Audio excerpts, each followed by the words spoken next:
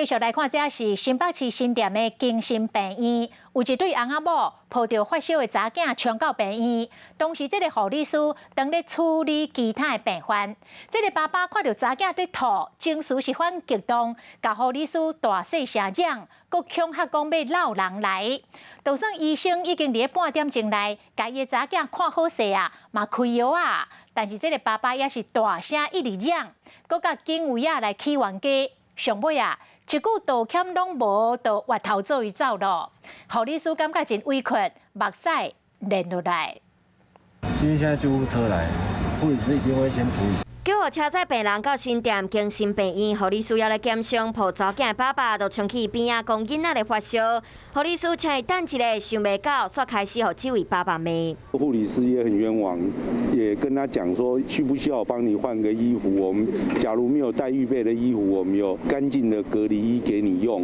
那父亲大概不理这些，就一直可能比较激动的言语。伫昨半暝特别2点，护理师请这位爸爸伫边仔等，囡仔躺伫爸爸的身躯顶，对方就开始伫急诊室大细声，问医护人员毋免负责，到底在创啥？上尾啊，甚至佫讲要敲电话叫人来，护理师惊甲心跳跳甲真紧，手嘛咧喘。囡仔看15分钟左右结束，医生开药的时，这位老爸继续咧骂，佫无经过同意就抄医疗用品，就算护理师互伊卫生纸，佫互骂是烂病院。经为报警，对方煞甲情绪性的发言。杀互囡仔破病，完全无悔失嘞。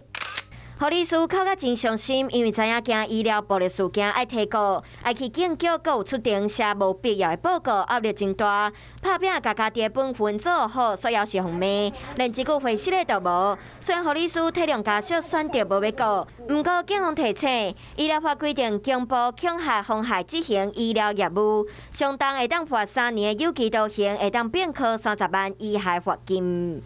有事没事赶紧转开华视，还没有订阅华视的 YouTube 频道吗？赶紧按赞、订阅、开启小铃铛，我们华视 YouTube 见。